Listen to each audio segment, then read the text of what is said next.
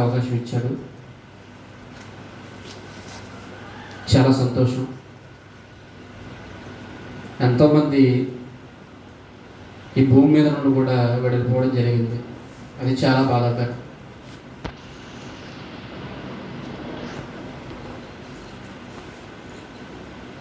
ఎందుకంటే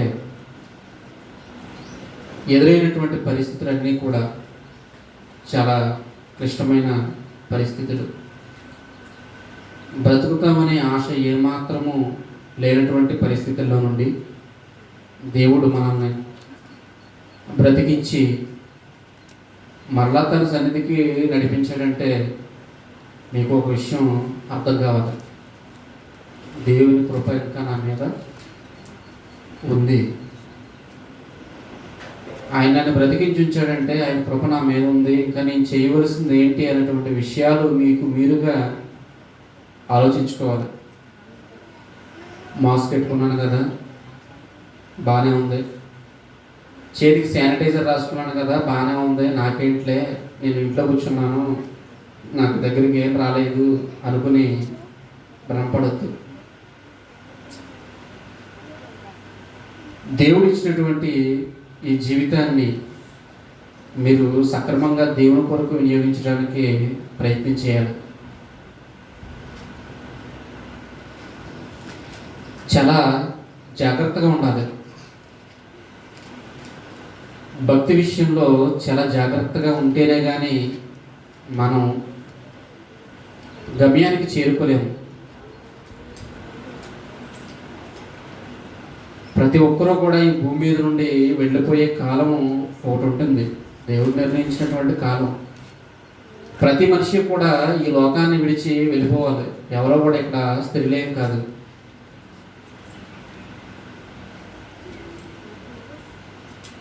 ఏ సమయంలో మరణం మనకి ఎదురవుతుందో లేదంటే మన తలుపు తడుతుందో తెలియదు. కాబట్టి జాగ్రత్తగా ఉండాలి. ఏదో తిన్నాను కదా, ఏదో సంపాదించాను కదా, ఏదో దాచుకున్నాను కదా, నేను నా కుటుంబం సంతోషంగా ఉన్నాను కదా అనేటువంటి ఆలోచనను పక్కన పెట్టి దేవుడు నీకు ఎందుకు ఇంకా ఇటువంటి క్లిష్ట సమయంలో కూడా నేను బ్రతికించి ఉంచాడు అనేటువంటి ఆలోచనలతో నువ్వు ప్రతిదినం గడపవలసిన వాడవేమో, నేను కూడా.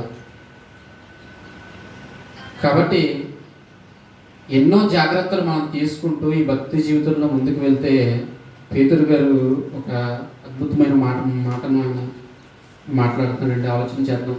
పేతురు రాసినటువంటి 2వ పత్రిక, అపోస్తలుడైనటువంటి పేతురు సంఘానికి రాసినటువంటి 2వ పత్రిక 1వ అధ్యాయం 5వ వచనం. పేతురు రాసినటువంటి 2వ పత్రిక 1వ అధ్యాయం 5వ వచనం.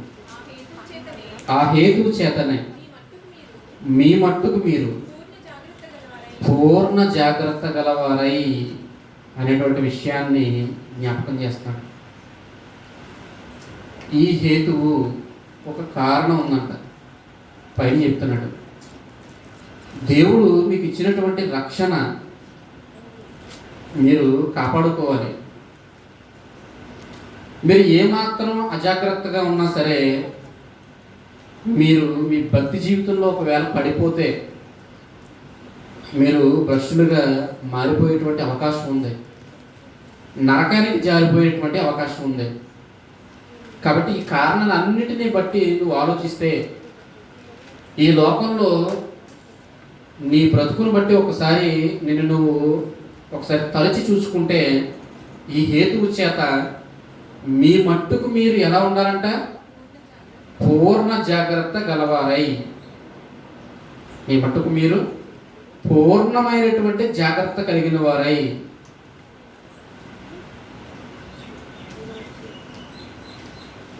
అన్ని విషయాల్లో జాగ్రత్తలు మనం పాటిస్తూ ఉంటాం. కరోనా వచ్చిన తర్వాత జాగ్రత్తలు ఇంకా ఎక్కువైపోయినాయి అంతేనండి. కరోనా వచ్చిన తర్వాత ఆహారం మీద జాగ్రత్త, ఏ వస్తువును కూడా కవుక్కుమని ముట్టుకోవడం లేదు. జాగ్రత్త. ఎందుకంటే దేని మీద ఏది ఉందన్నది విషయం మనకు తెలియదు కాబట్టి జాగ్రత్త పడిపోతాను. మనిషితో మాట్లాడాలంటే కూడా ఏంటి? జాగ్రత్త. ప్రతిదానికి శానిటైజర్ రాసుకుంటున్నాం, మాస్క్ పెట్టుకుంటున్నాం. ఇదంతా దేనికయ్యా అంటే, సోషల్ డిస్టెన్స్ దేనికయ్యా అంటే జాగ్రత్త. మనం జాగ్రత్తగా ఉండాలి. జాగ్రత్తగా ఉంటేనే మన ప్రాణం ఉంటుంది, ఈ శరీరంలో ఉంటుంది. లేదనుకోండి ఏం జరుగుతుంది తెలుసా? చచ్చిపోయేటువంటి అవకాశం ఉంది. కరోనా ఫస్ట్ వేవ్కి సెకండ్ వేవ్కి తేడా ఏంటో తెలుసా?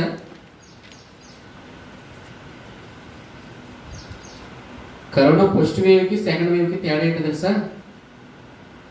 జాగ్రత్త. ఫస్ట్ సారి ఏం చేశారు చెప్పండి?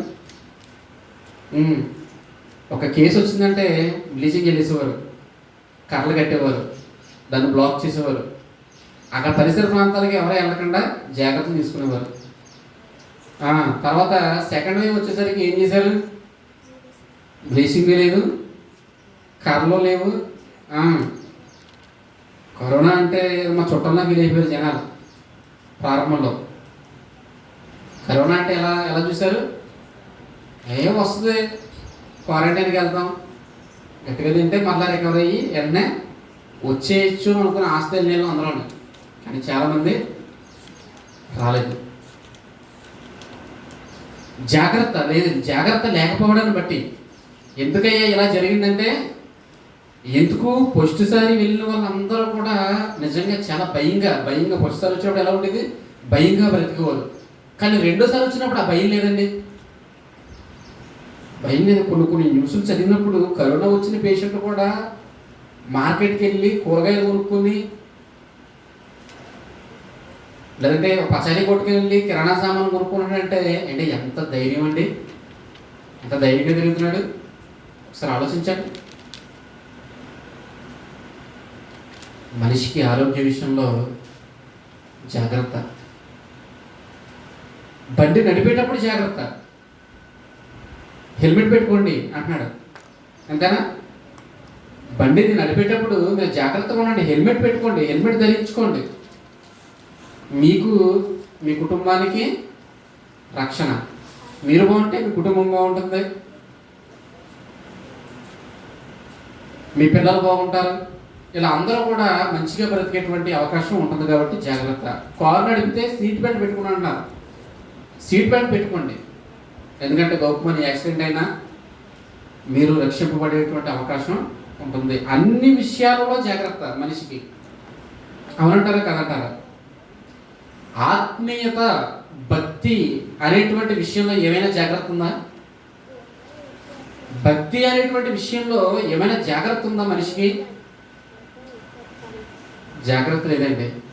ఏంటండి మీరు దేవుడి గురించి బలి చెప్తారు అంటే, ఏదైనా ఒకటే కదండి, ఏదైనా అదే కదండి, అన్నీ అక్కడికే కదండి అనేటువంటి మాటలు మనకి వినబడుతూ ఉంటాయి.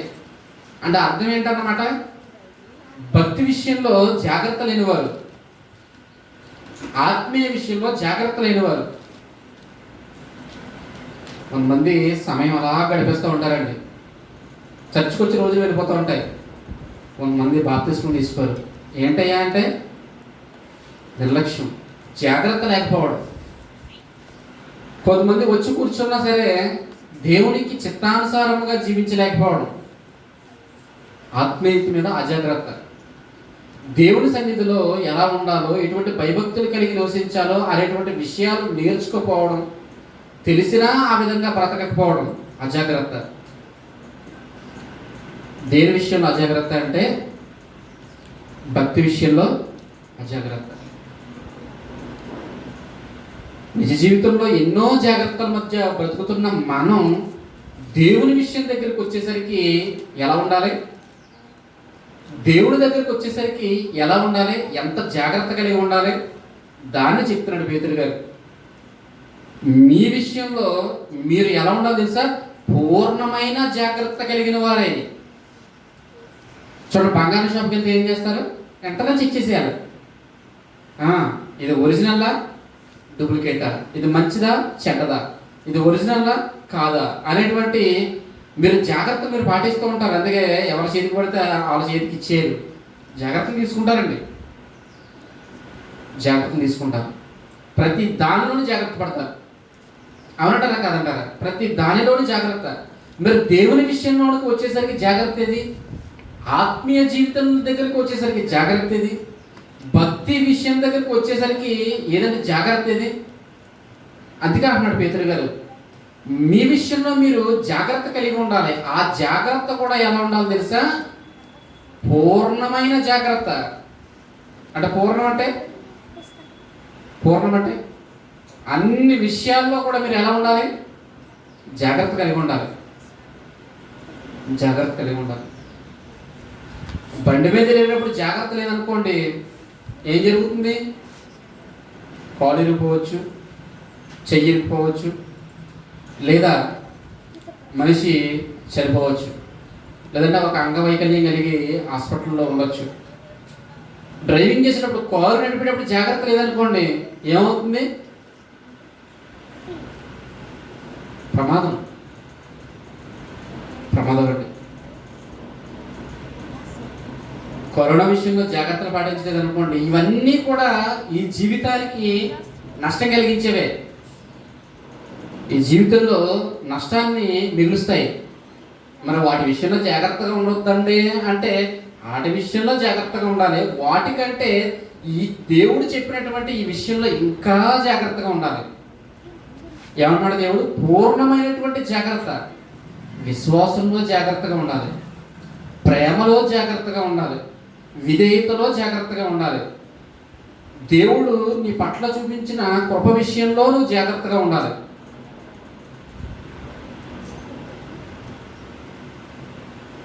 దేవుడు ఎన్ని విషయాలైతే చెప్పాడో అన్ని విషయాల్లో కూడా ఎలా ఉండాలి తెలుసా? పూర్ణమైనటువంటి జాగ్రత్త అవసరం. ఎందుకు అవసరం? ఇన్ని జాగ్రత్తలు ఎందుకు చెప్తున్నాడు? తెలుసా? నువ్వు ప్రయాణించేది బండి మీద కాదు, నువ్వు ప్రయాణించేది కారు మీద కాదు. నీ ప్రయాణం, నీ గమ్యస్థానం ఎక్కడికి? నువ్వు ఎక్కడికి చేరుకోవాలి? ఇగో భూమి, మనం నివసిస్తున్నటువంటి భూమి, ఈ లోకం కొంతకాలం ఇక్కడ ఉండి మరలా దేవుడి దగ్గరికి వెళ్ళిపోయేటువంటి జీవితాన్ని కలిగి మనం ఉన్నాం. ఈ వెళ్ళిపోయిన తర్వాత ఒక ఉన్నతమైనటువంటి లోకానికి చేరుకోవాలి, ఒక మహాలోకానికి చేరుకోవాలి. మరి అటువంటి గొప్ప లోకానికి చేరుకోవాలంటే ఎంత జాగ్రత్త కలిగి బ్రతకాలి? ఎంత జాగ్రత్త కలిగి బ్రతకాలండి? ఎంత జాగ్రత్త కలిగి బ్రతకాలి? చాలా జాగ్రత్తగా బ్రతకాలి. ఉన్నటువంటి కాలం అంతా కూడా ఒళ్ళు దగ్గర పెట్టుకుని బ్రతకాలి. యేసుక్రీస్తు వారు చెప్తున్నారు చూడండి, ఇంకా జాగ్రత్త చెప్తున్నాడు యేసుక్రీస్తు వారు. చూద్దాం మత్తయి సువార్త 7వ అధ్యాయం 15వ వచనం అండి. మత్తయి సువార్త 7వ అధ్యాయం 15వ వచనం. అబద్ధ ప్రవక్తల గురించి జాగ్రత్త పడండి. భక్తి విషయంలో తీసుకోవలసినటువంటి జాగ్రత్తల గురించి మళ్ళా జ్ఞాపకం చేస్తున్నాడు క్రీస్తు ప్రభువు వారు. ఆయన జ్ఞాపకం చేస్తూ ఎవరిని గురించి జాగ్రత్త పడాలంట? లోకం మీదకి వచ్చేటువంటి ఉపద్రవాలు, వీటి నుండి ఒకవేళ సేవ్ అయిపోతున్నాం, మనం రక్షింపబడుతున్నాం, వీటి విషయంలో మనం జాగ్రత్త కలిగి ఉంటున్నాం.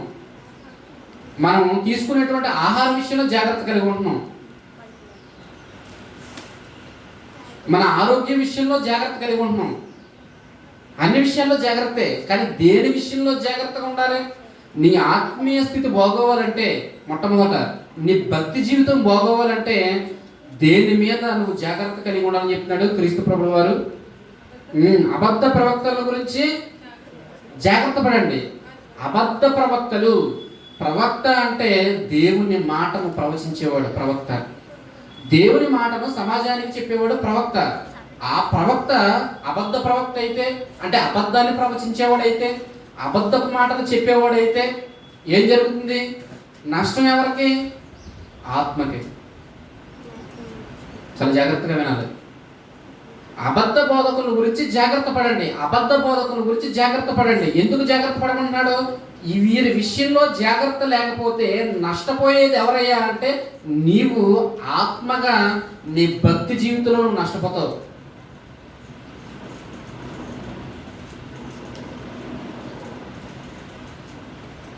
వినేటువంటి బోధ అది సత్యమైనదై ఉండాలి, అది దేవుని బోధ అయి ఉండాలి, అది ప్రభువు బోధ అయి ఉండాలి, అది అపోస్తలులైనటువంటి బోధించినటువంటి బోధ అయి ఉండాలి. ఆ బోధలో ఉన్నామా లేదా అనేటువంటి విషయాన్ని మనం ఏం చేయాలి? జాగ్రత్తగా చూసుకుని, ఒక వర్గాన్ని గురించి యేసుక్రీస్తు మాట్లాడుతున్నాడు. ఒక వర్గం ఉంది. ఎందుకంటే బోధలా లేదు. ఏమైపోయింది? కలుషితమైపోయింది. బోధ ఏమైపోయింది? కలుషితమైపోయింది. ఎప్పుడు కలుషితమైపోయింది అనుకున్నారు? అంటే ఇప్పుడేదో ఎంతమంది ఇన్ని బోధలు వచ్చేసినాయి కలుషితం అయిపోయింది అనుకోవడం కాదు. లేదంటే ఇంతకు ముందల కాలంలో కొంతమంది పుట్టుకొచ్చారండి, వారి వల్ల కొన్ని సిద్ధాంతాలు వచ్చినాయి, అప్పుడు బోధ కలుషితం అయిపోయింది అనట్లేదు. ఎప్పుడు బోధ కలుషితం అయిపోయిందో తెలుసా? ఇంకో ప్రారంభ కాలంలోనే బోధ కలుషితం అయిపోయింది.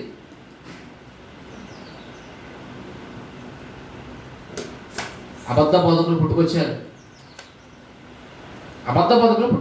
అందుకే పౌలు అంటాడు కొరింథీయులకు రాసినటువంటి 2వ పత్రిక 2వ అధ్యాయం ఆయన మాట్లాడతాడు, ఇగో దేవుని వాక్యమును కలిపి చెరిపడి అనేకుల వలె మేముండక అని మాట్లాడతాడు పౌలు గారు. ఏం చేశారు? కలిపి చెరిపేస్తున్నారు. కలుపుతున్నారు, చెరిపేస్తున్నారు. అంటే ఏది మిక్స్ చేయకూడదో అది మిక్స్ చేస్తున్నారు. అప్పుడు ఏమైపోతుంది? చెడిపోతుంది. మంచి పదార్థంలో పాడైపోయిన పదార్థం కొంత చాలండి. అప్పుడు ఏమవుతుంది? మంచి పదార్థం అంతానే పులిసిన పిండి కొంత చాలు. అదేం చేస్తుంది? ముద్ద అంతా కూడా పులిచేస్తుంది. పులిసిన పిండి కొంచెం చాలు. అప్పుడు ఆ పులిసిన పిండి కొంచెం కలిసింది అనుకోండి మంచి పిండిలోని, రోజు ఇడ్లీకి రుబ్బుకుంటారా పిండి? గ్రైండర్లో వాడుతూ ఉంటారు. నిలబడిపోయిన పిండిని మీరు ఎప్పుడైనా కొంత తీసుకొచ్చి మంచి పిండిలో అలా మిక్స్ చేశారనుకోండి, అంతా కొంత మిక్స్ చేశారనుకోండి, ఈ పిండి అంతా కూడా ఏమైపోతుంది తెలుసా? పులిసిపోతుంది. అప్పుడప్పుడు గిన్నె సరిగ్గా కడకపోయినా సరే ఏమైపోతుంది పదార్థం? ఆ పిండి అంతా కూడా పులిసిపోతుంది. ఇడ్లీలు ఎలా ఉంటాయి? ఎప్పుడు పుల్లగా ఉంటాయి. తిన్న తర్వాత ఎక్కడికి వస్తుంది? పులుపు గొంతులోకి వస్తూ ఉంటుంది.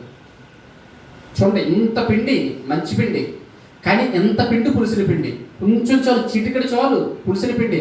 ఆ పులిసిన పిండి తీసుకొచ్చి మంచి పిండితో కలిపితే ఏమవుతుంది? పదార్థం అంతా కూడా చెడిపోతుంది. ఇంతకీ పిండి గురించి పౌలు గారు ఎందుకు మాట్లాడుతున్నారంటే, పిండి గురించి కాదు, బోధ గురించి మాట్లాడుతున్నాడు.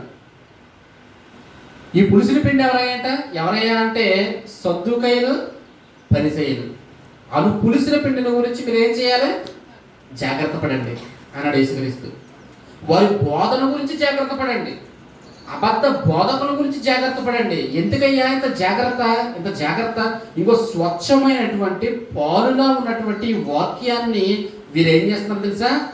మిక్స్ చేసేస్తున్నారు.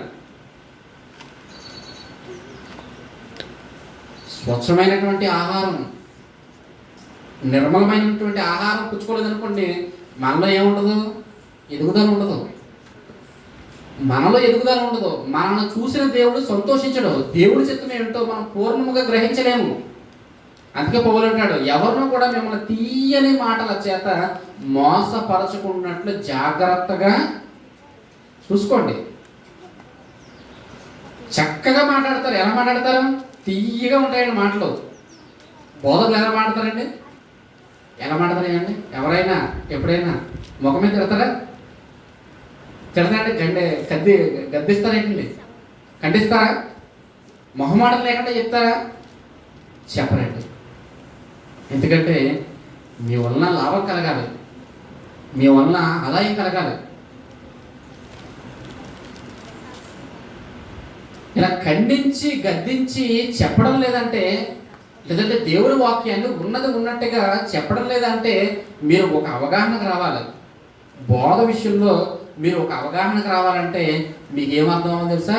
ఇగో లేఖనాల్లో ఉన్నటువంటి సారాంశం మీకు అర్థం కావాలి. లేఖనాల్లో ఉన్నటువంటి సారాంశం మీకు అర్థం కావాలి. లేఖనాల్లో ఉన్నటువంటి సారాంశం మీకు అర్థమైతే బోధ ఎలా ఉందో అప్పుడు మీకు అర్థమవుతుంది. అంత ఈజీ కాదు, చాలా కష్టం. ఒక బోధకుడిని వాడు చెప్పేటువంటి మాట అది మంచిదా చెడ్డదా అనేటువంటి విషయాన్ని కనిపెట్టడం చాలా కష్టం. గ్రహించాలి, అర్థం చేసుకోవాలి. ఇంకా ఏమన్నాడు ప్రభువు వారు చెప్తూ, ఇంకా ఆయన ముందుకు వెళ్ళే కొద్దీ మంచి మాటలు చెప్తున్నాడండి. వారి గొర్రెల చర్మములు వేసుకుని మీ వద్దకు వస్తారు. ఎలా వస్తారు అనుకుంటున్నారు? దేవుని సేవకుడండి, దేవుడు నన్ను పిలిచాడండి, దేవుడు నాతో మాట్లాడాడండి, మాట్లాడి సేవకి వెళ్ళమంటే నేను వచ్చానండి, దేవుడి కోసం నేను అన్నీ వదిలేసుకున్నానండి అనేటువంటి మాటలు మీకు వినపడతాయి. అర్థమవుతుందండి? చూస్తే ఎలా కనబడతాడు? నిజమైనటువంటి సేవకుడిగానే కనబడతాడు. అంటే ఏం వేసుకున్నాడు అనమాట? గొర్రె చర్మమును వేసుకున్నాడు. కానీ లోన స్వభావం ఎలాంటిది? లోన అతనికి ఉన్న స్వభావం ఎలాంటిది? అది క్రూరమైనటువంటి తోడేళ్ళుకున్నటువంటి స్వభావం కలిగి ఉన్నాడు. అందుకే చివరి దశలోకి వచ్చేదాకా కూడా ఆ బోధకు గురించి తెలియదు. అప్పుడు ఆలోచిస్తారనమాట. అప్పుడు దెబ్బతిన్న తర్వాత ఏమంటారు? ఏంటి వీడంత దుర్మార్గుడు ఇంకెవరు లేరండి, ఇలాంటి ఉన్నా ఇంతకాలం మేము నమ్మింది అనేటువంటి. ఎందుకంటే అప్పటిదాకా కూడా ఆ విషయం గుర్తించకపోవడం. ఎందుకంటే స్వభావం బయటపడలేదు. ఇంకా ఆ బోధకుని యొక్క స్వభావం బయటపడలేదు. స్వభావం బయటపడిన తర్వాత ఏం తెలుస్తుంది? ఇతడా ఇలాంటి వాడా, ఇలా చెప్పాడా వాక్యాన్ని అనేటువంటి ఆలోచన కలుగుతూ ఉంటాయి. పైకి ఎలా ఉంటాడు? గొర్రె చర్మం కప్పుకుంటాడు. దేవుని సేవకుని అంటాడు, నాకు డబ్బు అవసరం లేదంటాడు, నేను దేవుని సేవకే నేను చేస్తున్నాను అంటాడు. ఇవన్నీ జనరల్గా వినేటువంటి మాటలండి. ఇవన్నీ మోసపోవద్దు, జాగ్రత్త పడండి. ఎవరి విషయంలో జాగ్రత్త పడండి? బోధకుడు బోధించేటువంటి బోధ విషయంలో జాగ్రత్త పడండి. జాగ్రత్త పడండి. ఏ మాట వింటే ఆ మాట మీరు స్వీకరించకండి. ఆరోగ్యానికి హానికరం. ఆరోగ్యానికి హానికరం ఏది? ఏ ఆరోగ్యం? శరీర సంబంధమైన ఆరోగ్యం కాదు. ఏ ఆరోగ్యం అంటే ఆత్మ సంబంధమైనటువంటి ఆరోగ్యం మీకు క్షీణించిపోతుంది. ఏ మాట పడితే ఆ మాట వినకూడదు. జాగ్రత్తగా ఉండాలి. వినే ప్రతి మాటను కూడా పరీక్షించాలి. బోధకుడు చెబుతున్నటువంటి ప్రతి మాటను కూడా పరీక్షించాలి. అటువంటి పరీక్ష లేక ఈరోజు క్రైస్తవం ఏమైపోయింది? ఎవరిష్టం వాడిది, ఎవరి బోధ వారిది, ఎవరి సిద్ధాంతాలు వారివి, ఎవరి సంఘాలు వారివి, ఎవరి నమ్మకాలు వారివి. అంతేంటే అలాగైపోయిందా? అలాగైపోయిందండి. ఇవన్నీ ఎందుకు వచ్చాయి అంటే అసలు నిజమైనటువంటి బోధకులు ఎవరో, లేదంటే అబద్ధ బోధకులు ఎవరో అనేటువంటి విషయాన్ని గమనించలేనటువంటి అయోమయపు స్థితిలో ఈరోజు క్రైస్తవులు ఉన్నారు. నిజమైనటువంటి బోధ ఏదో, అబద్ధమైనటువంటి బోధ ఏదో, ఈ రెండింటిని నిర్ణయించుకోలేనటువంటి ఒక స్థితిలో, ఒక సందిగ్ధంలో ఈరోజు క్రైస్తవులు ఉన్నారు. చాలా జాగ్రత్తగా ఉండాలండి. అదే చెప్తున్నాడు యేసుక్రీస్తు. వారు లోపల క్రూరమైనటువంటి తోడేళ్ళు మిమ్మల్ని ఈడ్చుకుని పోతారు. ఎక్కడికి? కింద చెప్తున్నాడు. ఇంకా మిమ్మల్ని ఎక్కడికి తీసుకెళ్తారో తెలుసా? నరకానికి ఈడ్చుకుని పోతారు. ఇంకా చెప్తూ, వారి ఫలముల వలన మీరు వారిని తెలుసుకుంటారు. ఏంటి ఫలాలు? ఏ ఫలముల వలన వారిని మీరు గుర్తించగలరు. మొన్నటినే వేసవకాలం వెళ్ళిపోయింది. చాలామంది మామిడి పళ్ళు అన్నారు కదండి. బంగినాపల్లి అనేటువంటి మామిడి పళ్ళు ఉంటుంది. మామిడి పండు చాలా రుచిగా ఉంటుంది. నిజంగా నోట్లో వేసుకుంటే ఆ పండుకున్న మాధుర్యం ఇంకే పండుగ ఉండదండి. అలా అనిపిస్తూ ఉంటుంది తింటున్నప్పుడు.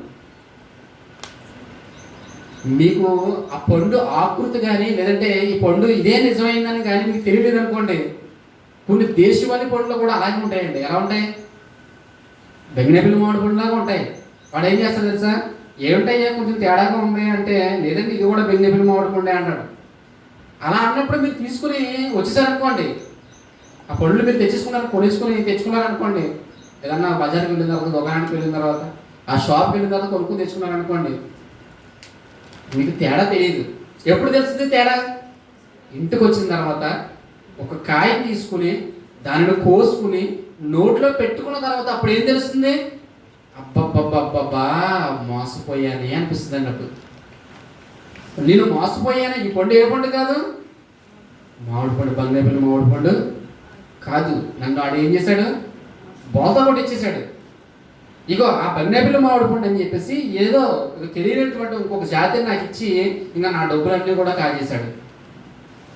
ఇంకో వారి ఫలముల వల్ల మీరు వారిని గుర్తించాలి. మీరు అబద్ధ బోధకులు ఎలా గుర్తించాలి? వారి ఫలములు ఏంటి? వారి ఫలములు ఏ ఫలాలను బట్టి వారు గుర్తించాలి? ఏ ఫలాలను బట్టి మనం గుర్తించాలి? ఇదిగో మంచి చెట్టు అయితే మంచి ఫలాలు ఫలిస్తుంది, చెడ్డ చెట్టు అయితే చెడ్డ ఫలాలనే ఫలిస్తుంది. మంచి చెట్టు మంచి ఫలాలను ఫలిస్తుంది, అంతేనండి. చెడ్డ చెట్టు మంచి ఫలాలు ఎప్పుడైనా ఇస్తుందా? ఇవ్వదండి. ఎప్పుడు కొబ్బరి చెట్టు కొబ్బరి బొండమే ఇస్తుంది, అంతేనండి. అంతేనా? ముందుగా ఎప్పుడైనా వచ్చినట్టు చూసారా మీరు? రాదు. ఎందుకంటే ఆ చెట్టుకి ఆ ఫలమే వస్తుంది. సీతాఫల చెట్టుకి ఏ ఫలం రావాలి? సీతాఫలమే రావాలి, సీతాఫలమే రావాలి, వేరే ఫలం రాదు. మంచి బోధకుడు అయితే అతని నుండి ఏమొస్తాయి? మంచి ఫలాలు కనబడాలి. ఫలాలు ఆ ఫలాల వల్ల చెప్పగలగాలి. చెప్తున్న బోధన బట్టి కాదు. అర్థం చేసుకోండి బాగానే. చెబుతున్నటువంటి మాటలను బట్టి కదా నిర్ణయించుకోవడం. ఇది మంచి బోధ, ఇది చెడ్డ బోధ. బాగా చెప్తున్నాడండి, మంచి కౌంటర్ ఇచ్చాడండి, చక్కగా మాట్లాడుతున్నాడండి, మంచి వివరణ ఇస్తున్నాడండి, వీటిని బట్టి కాదు. దేన్ని బట్టి తెలుసుకోవాలి? వారి ఫలముల వలన. దేవుని వాక్యం అనే విత్తనం వారిలోనికి వెళ్ళినప్పుడు, దేవుని వాక్యపు వెలుగు ఆ నీటిని వారిలో నింపుకున్నప్పుడు వారిలో నుండి కూడా ఫలాలు వస్తాయి. ఏ ఫలాన్ని ఆశించి వారు బైబిల్ చేత పట్టుకున్నారు? నా వెనకాల కొంతమంది ఉండాలనుకున్నారా? ఆ ఫలం కావాలనుకున్నారా? అదే కనబడుతుంది అతనిలోని. లేదంటే ప్రభువు కొరకు నేను పని చేయాలా? దేవుడి సంఘాన్ని నేను నడిపించాలా? ఏ పని కొరకైతే అతడు తాపత్రయపడి నిలవబడ్డాడో అదే ఫలం ఎవరిలో కనిపిస్తుంది? అతడిలో కనిపిస్తుంది. ఆ ఫలముల వల్ల ఏం చేయాలి? తెలుసుకోవాలి. అతని మాటల వల్ల కాదు, అతని క్రియల వల్ల తెలుసుకోవాలి. ఇది అర్థం కాలేదండి క్రైస్తవ్యానికి. ఇది అర్థం కాలేదండి చాలా మంది క్రైస్తవులకి, భక్తులకి ఇది అర్థం కాలేదండి. ఇది అర్థం కాకే ఈరోజు ఎవరు ఒరిజినల్లో ఎవరు డూప్లికేటో అని తెలియనటువంటి పరిస్థితుల్లో ఒక సందిగ్ధంలో ఉండిపోయారు. కానీ పేతురు ఏమన్నాడు? మీ విషయంలో మీరు ఎలా ఉండాలి? పూర్ణమైన జాగ్రత్త కలిగిన వారై, పూర్ణమైనటువంటి జాగ్రత్త కలిగిన వారై. ఎన్ని విషయాల్లో జాగ్రత్త తీసుకున్నారండి? ఉదయం లేచిన కాడి నుంచి టూత్ పేస్ట్ విషయంలో జాగ్రత్త, బ్రష్ విషయంలో జాగ్రత్త, టిఫిన్ విషయంలో జాగ్రత్త, అవునా కాదా? అన్నిటి విషయాల్లోనూ జాగ్రత్తలే. ఇన్ని జాగ్రత్తల మధ్య దేవుడు అనేటువంటి విషయంలో ఏమైనా జాగ్రత్త ఉందా? దేవుడు అనేటువంటి విషయంలో ఏమైనా జాగ్రత్త ఉందా? భక్తి విషయంలో ఏమైనా జాగ్రత్త ఉందా? లేదండి, లేదు, జాగ్రత్త లేదు. అందుకే ఏమంటాడు? పూర్ణమైనటువంటి జాగ్రత్త కలిగి ఉండాలి. మీ విషయంలో మీరు పూర్ణమైనటువంటి జాగ్రత్త కలిగి ఉండాలి. జాగ్రత్త లేదా మీకు? అయితే నాశనానికి వెళ్ళిపోయేటువంటి అవకాశం ఉంది. బోధకుడి విషయంలో జాగ్రత్త లేదా? కింద చెప్తున్నాడు, వారి విషయంలో మీకు జాగ్రత్త లేదనుకోండి, వారి ఫలాలను బట్టి మీరు గుర్తించండి. ఏం ఫలాలు చెప్తున్నాడు? మొండ్ల పొదలలో ద్రాక్ష పండ్లైనను, పల్లేరు చెట్టును, అంజూరపు పండ్లైనను పోయిదురా. ముండ్ల చెట్టులో ద్రాక్ష పళ్ళు దొరుకుతాయా? దొరకవు. పల్లేరు చెట్టుని అంజూరపు పండ్లు దొరుకుతాయా? దొరకవు. ఏ చెట్టు ఆ ఫలాన్నే ఫలిస్తుంది, ఏ చెట్టు ఆ ఫలాన్నే ఫలిస్తుంది. ఆ ఫలానే ఫలిస్తుంది. ఇగో మంచి బోధకుడు మంచి ఫలములు ఫలిస్తాడు, దొంగ బోధకుడు దొంగ ఫలాలనే ఇస్తాడు. అంతేనండి. ఈ దొంగ బోధకుడు కూడా ఎలా ఉంటాడు అనుకుంటున్నారు? దొంగ బోధకుడు కూడా ఎలా ఉన్నాడు తెలుసా? మంచి బోధకుడిగానే ఉంటాడు. అర్థం చేసుకోండి బాగానే. మొన్న మీటింగ్స్ జరిగినాయి కదా, కృష్ణవరం మీటింగ్ జరిగినాయి. మీటింగ్ జరిగినప్పుడు మన వాళ్ళకి అన్నారు తాగడానికి వాటర్ బాటిల్ ఇచ్చాడండి. తాగడానికి వాటర్ బాటిల్ ఇచ్చాడు. బాటిల్ ఏంటంటే కిల్లీ వాటర్ బాటిల్. కిల్లీ అంటే కోకోకోలా కంపెనీ ఉంటుంది కదండి, మంచి బ్రాండ్ వాటర్ బాటిల్. వాటర్ ఇచ్చాడు కదా, దాహం వేస్తుంది. నేను ఏం చేశానంటే క్యాప్ ఓపెన్ చేసి వాటర్ తాగాను. వాటర్ తాగిన వెంటనే నాకు అర్థమైంది తెలుసా? ఇది ఒరిజినల్ కిల్లీ వాటర్ కాదు. ఎందుకంటే ఒరిజినల్ కిల్లీ వాటర్ అయితే ఇలా ఉండదు. ఎలా తెలిసింది నాకు? నేను తాగిన వెంటనే. ఎందుకంటే కిల్లీ వాటర్ తాగాను, సాధారణ వాటర్ తాగాను, ఫిల్టర్ వాటర్ తాగాను, అన్ని వాటర్లు తెలుసు కాబట్టి కిల్లీ వాటర్ దాని యొక్క రుచి ఎలా ఉంటుందో తెలుసు కాబట్టి నోట్లో వేసుకున్నానండి. వాటర్ నోట్లో వేసుకోగానే రుచి తెలిసిపోయింది. రుచి తెలియగానే చెప్పాను, ఈ వాటర్ కిల్లీ వాటర్ కాదు. మీరు బాటిల్ ఎలా ఉంటుంది? ఆకృతి ఎలా ఉంది? కిల్లీ వాడిదే. అర్థమవుతుందండి? పైన పేరు ఎవడదండి? కిల్లీ. ఇక నాకు కోకోకోలా కంపెనీ అని చెప్పేసి రాశాడు. కిల్లీ వాటర్ బాటిలే. దాని ఆకృతి అలాగ ఉంది. దాని అడ్రస్ అన్నీ కూడా అలాగ ఉన్నాయి. అడ్రస్ అన్నీ కూడా కిల్లీ వాటర్ బాటిల్ మీద, ఒరిజినల్ వాటర్ బాటిల్ మీద ఏ అడ్రస్లు అయితే ఉంటాయో అవి కూడా అయ్యే దాని మీద ఉన్నాయి. అంటే అన్నీ బాగానే ఉన్నాయి. కానీ లోన సొరికి ఎలా ఉంది? వాటర్ ఎలా ఉంది? ఒరిజినల్ కాదు. కొంచెం బోధలు కూడా అలా ఉన్నాయండి. పైకి అన్నీ ఒకేలా కనిపిస్తాయి. దాని యొక్క రుచి, దాని యొక్క పదార్థం, ఆ ఫలము దగ్గరికి వచ్చేసరికి ఏం కనబడుతుంది తెలుసా? ఇది నిజమైనది కాదు అనేటువంటి ఆలోచన కలుగుతుంది. జాగ్రత్తగా ఆలోచించాలి. ఎందుకంటే వినే ప్రతి మాట మీద మీకు జాగ్రత్త లేకపోతే మీ యొక్క భక్తి జీవితం నాశనం అయిపోయేటువంటి అవకాశం ఉంది. ఈ మాట చూస్తే నాకు అదే గుర్తుకొచ్చిందండి. పల్లీల చెట్లకు అంజూరపు పండైనా, ద్రాక్ష ముండ్ల పొదల్లో ద్రాక్ష పండైనా మీకేమైనా దొరుకుతాయా? దొరకవు కదా. ఏ చెట్టు పండు ఆ ఫలాన్ని ఇస్తుంది. బెంగనపల్లి చెట్టు దగ్గరికి వెళ్తే ఆ పండే ఇస్తుంది. రసాల చెట్టు దగ్గరికి అనుకోండి ఆ ఫలం ఇస్తుంది. ఏం మారదండి.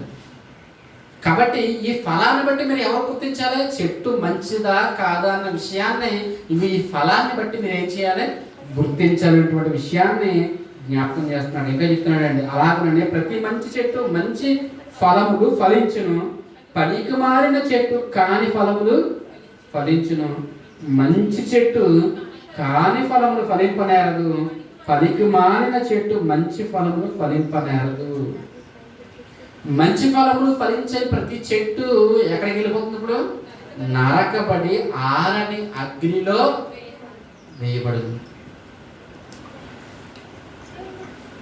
పనికిమాలిన చెట్టు పనికిమాలిన ఫలాన్ని ఫలిస్తే ఆ చెట్టు నరకబడి ఎక్కడికి వెళ్తుంది? ఆరని అగ్నిలోనికి వెళ్ళిపోతుంది. ఎందుకంటే చెట్టుల గురించి చెప్పాడా, మనుషుల గురించి చెప్పాడా? నరకాలకి వెళ్ళేది చెట్టా మనిషా? జాగ్రత్తగా అర్థం చేసుకోండి. నరకానికి వెళ్ళేది ఎవరయ్యా అంటే చెట్టు వెళ్తుంది నరకానికి. మరి ఎవరు వెళ్తారు? మనిషే వెళ్తాడు. కాబట్టి ఇగో జాగ్రత్త, నీ ఆలోచన జాగ్రత్త, నీ మాటల జాగ్రత్త, నీ ప్రవర్తన జాగ్రత్త, నీ విశ్వాసం జాగ్రత్త. ఇగో నువ్వు వింటున్నటువంటి బోధ విషయంలో నువ్వు జాగ్రత్త కలిగి ఉండాలి.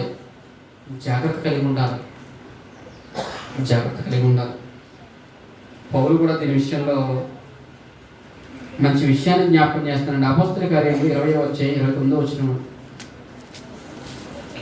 అపోస్తల కార్యములు 20:29.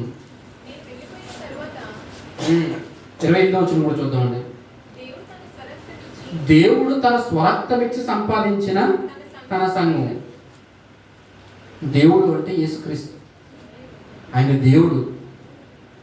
యేసుక్రీస్తు ఏం చేశాడో తెలుసా? తన స్వరక్తం ఇచ్చి సంపాదించాడు సంఘాన్ని. అందుకే మీరెవరో తెలుసా?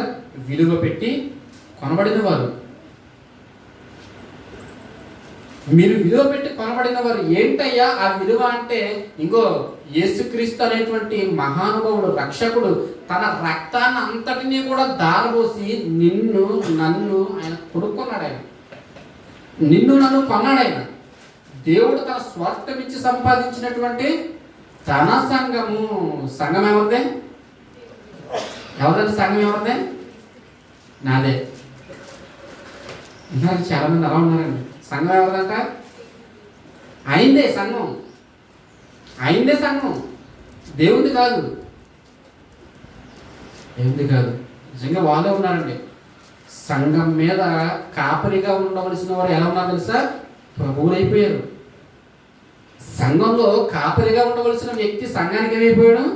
ప్రభు అయిపోయాడు. అంటే శిరస్సు స్థానంలో ఎవరు వచ్చి కూర్చున్నాడు?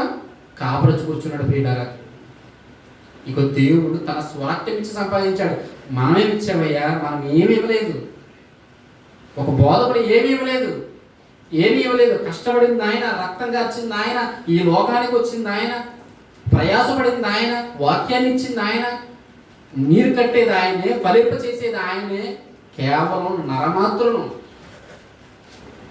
కేవలం నరమాత్రులను ఏదో సహాయకులుగా మనం ఉన్నామంతే. ఈ విషయాన్ని బోధకులు మర్చిపోతున్నారు. ఈ విషయాన్ని బోధకులు మర్చిపోవడాన్ని బట్టి ఏం జరుగుతుందో తెలుసా? ఇంకో సంఘం మీద దేవుడే అధికారం, క్రీస్తే దానికి శిరస్సు, ఈ సంఘం దేవునిది అనేటువంటి ఆలోచనలు మర్చిపోయారండి. ఈ సంఘం దేవునిది అనేటువంటి ఆలోచనలు లేవు. ఇంకా ఈ మినిస్ట్రీ అయింది, ఈ సంఘం అయింది, ఈ సంస్థ అయింది. అందుకే ఎవరి దాంట్లోకి వాళ్ళ పేర్లు పెట్టేసుకున్నారు, ఎవరి సంస్థలకు వాళ్ళ పేర్లు పెట్టేసుకున్నారు, ఇంకా పేర్లు పెట్టుకున్నారండి. అయితే జాగ్రత్త పడవలసినటువంటి దినాల్లో ఉన్నాం మనం. జాగ్రత్త పడాలి మనం. మన ఆత్మ రక్షింపబడాలంటే చిన్న విషయం కాదు. మన ఆత్మ రక్షింపబడాలంటే అది సాధారణమైనటువంటి విషయం కాదు. అన్నిటినీ నువ్వు దాటుకుని వెళ్తేనే కానీ నీ ఆత్మను నీవు రక్షించుకోలేవు. జాగ్రత్త, మోసపోవద్దు. ఇచ్చినటువంటి ఈ సంఘంలో, దేవుడు రక్తం ఇచ్చి కొనుక్కున్నటువంటి ఈ సంఘంలో పరిశుద్ధాత్మ మిమ్మల్ని దేని యందు అధ్యక్షులుగా ఉంచెను. ఈ సంఘాన్ని కాయడానికి పరిశుద్ధాత్మ మిమ్మల్ని దేని యందు మిమ్మల్ని అధ్యక్షులుగా ఉంచెను. ఆ యావత్తు మందని గురించి మీ మట్టుకు మీరు జాగ్రత్తగా ఉండుడి. ఆ మంద అంతటిని గురించి మీరు జాగ్రత్త కలిగి ఉండాలి. మీ మట్టుకు మిమ్మల్ని గురించి కూడా మీరు ఎలా ఉండాలి? జాగ్రత్తగా ఉండాలి. కాపరికి సంఘం మీద జాగ్రత్త ఉండాలి. గొర్రె ఎలా నడుస్తుందో తెలుసుకోవాలి, దాని యొక్క అలవాట్లు తెలుసుకోవాలి, ఎటువైపు ప్రయాణిస్తుందో తెలుసుకోవాలి, ఏ ముళ్ళ పొదలో చిక్కుంటుందో తెలియాలి. దాన్ని ఏం చేయాలి? కాపరి మరలా తీసుకుని వచ్చి దాన్ని విడిపించి, దాన్ని తప్పించి మరలా తీసుకుని వచ్చి మందలో కలపాలి. మందల గురించినటువంటి జాగ్రత్త ఉండాలి. మందల గురించినటువంటి జాగ్రత్త ఉండాలి కాపరికి. మందల గురించినటువంటి జాగ్రత్త. మందల గురించినటువంటి జాగ్రత్త అంటే చాలా మంది ఏమన్నారంటే పోగేసేయడం అనుకున్నారండి. పోగేసేయడమే, తోలేయడమే. చూడండి, రాజకీయ నాయకులు తోలుతుంటారు. వారి యొక్క మీటింగ్లకి జనాలని వ్యాన్లు పెట్టి, ఇంకో జీపులు పెట్టి, బస్సులు పెట్టి తోలుతుంటారు కదా. అలా తోలడమే అనుకున్నారండి. కాదండి. ఒక విశ్వాసి యొక్క స్థాయి ఏ స్థితిలో ఉందో, ఏ స్థాయిలో ఉందో దానికి తగినట్టుగా అతని యొక్క ఆత్మీయ జీవితాన్ని మెరుగుపరుస్తూ దేవునితో అతన్ని ఏం చేయాలి తెలుసా? అంటుకట్టాలి. అదే బోధకుడు చేయవలసిన పని. ఏం చేయాలి? దేవునితో అంటుకట్టాలి విశ్వాసిని. దేవునితో అంటుకట్టి అది ఏం చేయాలి తెలుసా? ఇంకో దేవునికి అతనికి మధ్య ఇంకో సంబంధాన్ని మెరుగుపరచాలి. ఇంకో బోధకుడు చేయవలసినటువంటి పని. ఇక మందలో ఉన్నటువంటి ప్రతి గొర్రె దాని యొక్క యోగక్షేమాలు అన్నిటినీ కూడా తెలుసుకుంటూ ఉండాలి. అప్పుడేమవుతుంది? మంద బలంగా ఉంటుంది.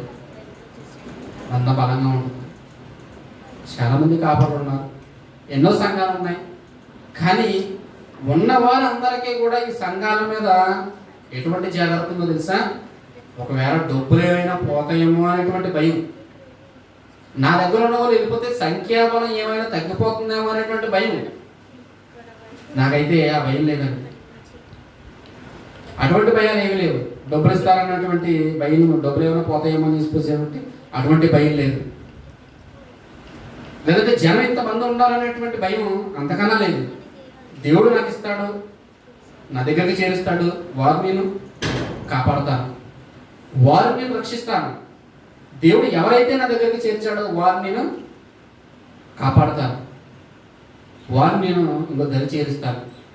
అంతేగాని మిగిలిన వాటిలో మిగిలిన విషయాల్లో ఆలోచించవలసినటువంటి అవసరత ఎదురు. కాబట్టి పౌలు ఇదే మాట్లాడుతున్నారు. ఇగో మీ మట్టుకు మీరు ఏం చేయాలి తెలుసా? మీ మట్టుకు మీరు జాగ్రత్త కలిగి ఉండాలి. కాపరులైతే ఇంకో మంద విషయమై ఏం చేయాలి? జాగ్రత్త కలిగి ఉండాలి. జాగ్రత్త కలిగి ఉండాలి. ఎందుకంటే జాగ్రత్త చెప్తున్నాడు కింద చూడండి. నేను వెళ్ళిపోయిన తర్వాత, ఎందుకంటే నేను బ్రతుకుండగా ఎవడో కూడా ప్రవేశించేటువంటి అవకాశం లేదు. ఎందుకంటే ఉతికి ఆరేస్తాడు పౌలు గారు, ఎండ కడతాడు, అడుగుతాడు, లెక్క చెప్పాలంతే. ఏంటయ్యా నువ్వు ఇలా మాట్లాడుతామని అడుగుతాడు, దానికి సమాధానం చెప్పాలి. పౌలు ఉండగా సంఘం పాడైపోయేటువంటి అవకాశం ఉందా అంటే లేదు. ఇప్పుడు ఎప్పుడు సంఘం పాడైపోతుంది అన్నాడు పౌలు గారు? నేను వెడలిపోయిన తర్వాత, ఇంకో లోకం నుంచి నేను వెళ్ళిపోయే సమయం ఒకటి ఉంది. ఆ సమయంలో ఏం జరుగుతుందో తెలుసా? ఇంకో మీ లోపలికి క్రూరమైన తోడేళ్ళు వచ్చునని నాకు తెలుసు. నేను వెళ్ళిపోయిన తర్వాత క్రూరమైన తోడేళ్ళు మీలోకి వస్తాయి. అవి మందను కనికరించవండి. ఎలా పోయినా పర్వాలేదు, ఎలా తిరిగినా పర్వాలేదు, నువ్వు ఏం చేసినా పర్వాలేదు. లోకంలో నీ ఇష్టానుసారమైన జీవితం నువ్వు జీవించి నువ్వు చర్చిలోకి వచ్చి 4 డబ్బులు ఇస్తే ఏంటి? మంచోడు, భక్తుడివి, విశ్వాసవి.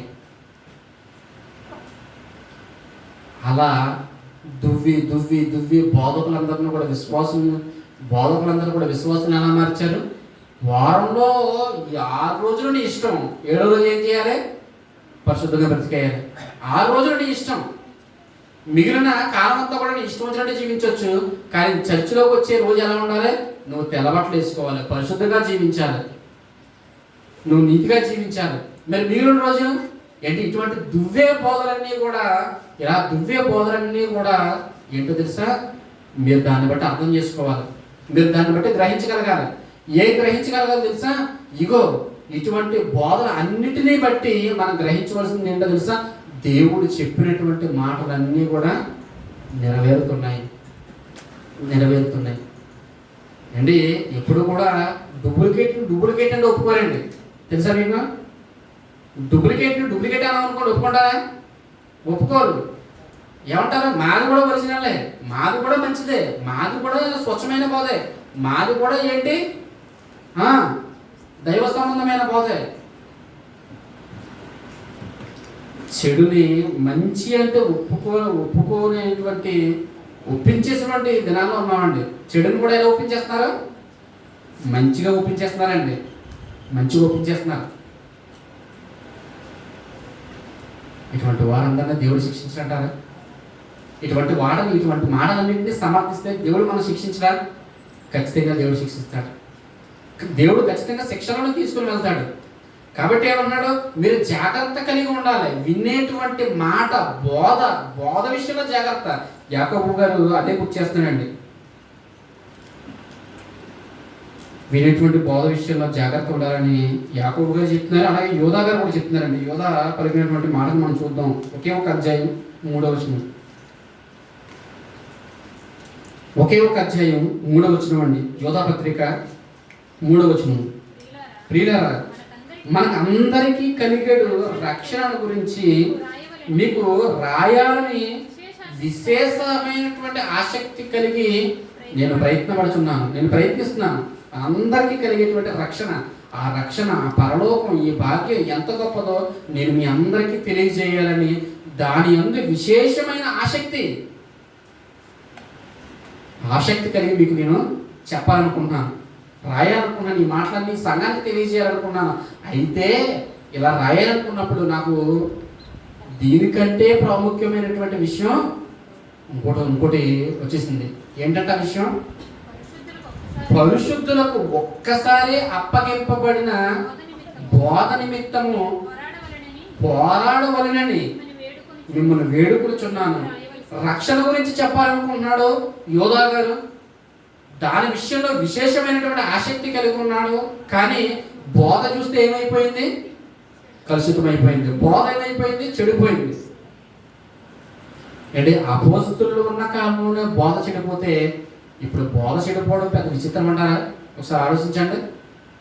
అపోస్తుల కాలంలోనే బోధ చెడిపోతే, పౌలు ఉన్నప్పుడే, పేతురు ఉన్నప్పుడే, ఇంకా మంచి మంచి అపోస్తులు ఆనాడు శిష్యులతో యేసుక్రీస్తుతో కూడా నడిచిన వారే ఉన్నప్పుడు అప్పుడే బోధ మారిపోతే ఇప్పుడు బోధ ఏమైపోతుంది? ఒకసారి ఆలోచించండి, ఒకసారి గ్రహించండి. అందుకే అంటున్నాడు, ఏమంటున్నాడు? ఈ బోధన ఏం చేయాలంట? కాపాడాలంట. బోధను కాపాడాలా? బోధను రక్షించుకోవాలా? రక్షించుకోవాలి. బోధను కాపాడుకోవాలి. ఎందుకంటే ఇది ఆరోగ్యకరమైనది, మన ఆత్మకు ఆరోగ్యకరమైనది, మంచి శక్తినిచ్చేది, మన నిత్య రాజ్యానికి నడిపించేది ఈ బోధ. ఈ బోధ, ఈ ట్రాక్ కనుక తప్పామనుకోండి, ఈ సత్య సంబంధమైనటువంటి ఈ ట్రాక్ కానీ మనం తప్పామనుకోండి, ఏమవుతుందో తెలుసా? మనకు వెళ్ళవలసినటువంటి మార్గం తప్పిపోయేటువంటి అవకాశం ఉంది. గమ్యం మనం సరైనటువంటి స్థానంలో మనం ప్రయాణించకుండా ఇదిగో వెళ్ళేటువంటి మార్గం తప్పిపోయి గమ్యాన్ని మనం మర్చిపోయి, ప్రియులారా, ఇదిగో వెళ్ళవలసినటువంటి ప్రదేశానికి వెళ్ళకుండా ఇదిగో వెళ్ళకూడనటువంటి ప్రదేశానికి వెళ్ళిపోయేటువంటి అవకాశం ఉంది. కాబట్టి ఏమంటాడు యేసుక్రీస్తు? మీరు వారి ఫలముల వల్ల వారిని గుర్తించండి. ఎలా గుర్తించాలంటే, ఎలా గుర్తించాలి? ఫలముల వలన మీరు వారిని గుర్తించండి. వారి ఫలాలను బట్టి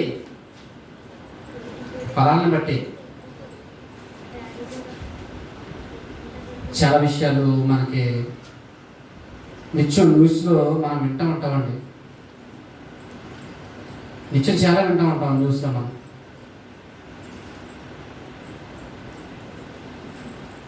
కేశకుడైనటువంటి ఒక టీచర్ విన్నారా మీరు? కేశకుడైనటువంటి ఒక టీచరే, విద్యాబుద్ధులు నేర్పవలసినటువంటి వాడే. కానీ సమయం వచ్చేదాకా అతడు ఏం చేయలేదు తెలుసా?